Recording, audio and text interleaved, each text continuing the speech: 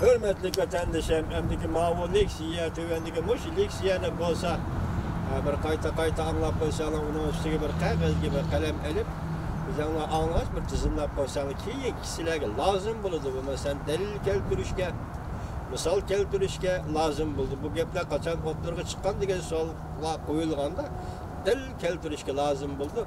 Şunu ben bu leksiyeni astoydil tayyorlab keldim. Vatandaşlarına astoydil muomala qilishini umid qilaman. Chunki bu hozir Dovit orbitida e'lon qilingan xabar. Dovit orbiti markaziy hukumat. Chunki markaziy hukumatining orbiti desamizmi bo'ladi. Shuni e'lon qilingan ekan, Jumhuriyat siyosat xarakterlik masalasi yoki siyosat xarakterlik ishlarni desamizmi bo'ladi. Ben bu leksiyani bir so'zda kana vatandaşlar anlab Taymanga vaqirab, birlik keltirish kerak deganidan Jumhuriyatning davlat egilik huquq qarashlariga nazar. Mavzu maqola 1-oyning 6-kuni Dovit orbitida e'lon qilindi. Maqola bundan boshlandi. Cumhuriyetning ishi to'g'risida Cumhuriyetlar qaror berishi lozim. Tayvan masalasi Cumhuriyetning ichki ishi. Bu ish Cumhuriyetning jonajon manfaatiga va Cumhuriyetning milliy hissiyotga yetishlik har qanday chet elning aralashishiga ruxsat qilinmaydi.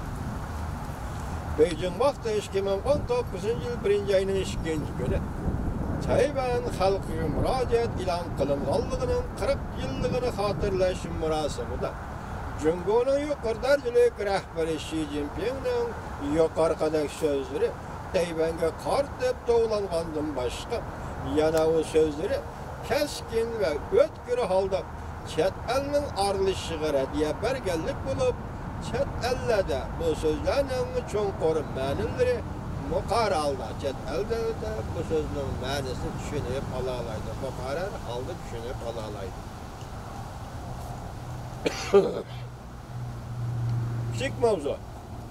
Muhokama qilishga bo'lmaydigan egilik huquq masalasi. Endi o'tib ketgan 2018-yilning oxirida, ya'ni 2018-yil 12-oyning 31-kuni Amerika Qo'shma Shtatlarining prezidenti Trump Tayvan xalqiga va'da bergan Tayvan garbiy qurol-yarog' sotib berish Amerika amaldorlarining Tayvanni ziyorat qilishiga yo'l qo'yishni mazmun qilgan Osiyoga yana kapolat berish tashabbus qonun loyihasiga imzo qo'ydi. Qonuni kuchga ega bo'ldi. Uzundan beri Amerika Tayvan bilan Jungo o'rtasida to'g'risiga turib kelib, eng muhim omil bo'lib qoldi. Amerika Tayvan bilan cheklanib qolmadi. 2018-yilning eng oxirgi bir oyida Amerika Qo'shma Shtatlari Davlat Majlisi avval Tibetga sayohatda barobar bo'lish qonun loyihasi ma'qulladi. 2018-yilning eng oxirgi bir oyida Amerika Qo'shma Shtatlari Davlat Majlisi avval Tibetga sayohatda barobar bo'lish qonun loyihasi ma'qulladi.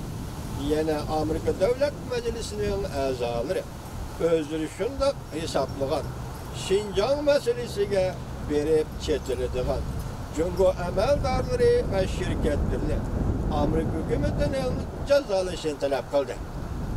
Deydi, yana Amerika Davlat Majlisining a'zolari o'zlari shunday hisoblagan Xinjiang, ya'ni mustamlik Uyg'uriston masalasiga berib chetiladigan Jungo amaldorlari va shirkatlarni Amerika hukumatining jazolashini talab qildi.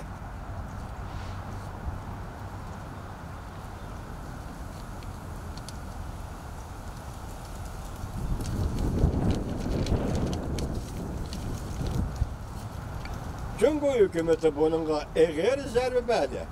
Amaliyotda savdo tijorat sohasida elishishga qaraganda Tayvan, Xinjiang, Tibet qatorliq davlatning egilik huquqi va zamin butunligi masalasiga berib chetiladigan masalalarda Jungo hukumatining maydoni ko'p prinsipallik bo'lib keldi.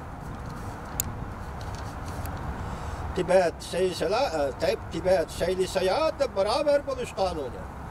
Makul olup 2 gün deyken, yani 2018 yılı 12. ayının 20. günü, Cumhur Taşkı İşler Ministerliği ve Cumhur Halk Vekiller Kurultayı Taşkı İşler Komiteti sadakayı durup, Tibet meselesi geçetişlik, yukarı dercilik, söz görü meselelerini donup, ilişki talep kıldı. Hem de hatlık diplomatik ibarlarını işletip, Amerika Koşmuş Ştatları hükümetinin bu kanunu icra kılmasını, çünkü Amerika münasebetiyle eğer hılaplık kılmasını ve ziyan salmasını ve onun da saklanışını ve mühim sahalarda iki devletten hem kardeşliğe ziyan salıştı, saklanışını talep kıldı. Bunda berlerin kaynada çünkü içki ve taşkı siyasette okşamaslığı, mesela soda ticaret meselesi de söhbetli işki buludu. Soda bu ezeldirle birbiri bilen sodalaşıdığın saha, lekin ilgilik hukuka çetildiğin mesele bütünley okşamaydığın kun bulup, muhakeme, münazire kılışkı bulmaydı. Emniyeti bu kıl iddiye bek uzun den kelivatıdır. Hem de bu xil meydan Cumhur Kompartiyasının bugün işiltivatkan takabül kuruş siyaset emas.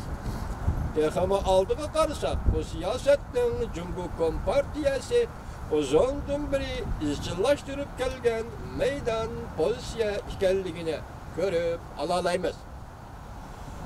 1982 yılı 9. ayının 24.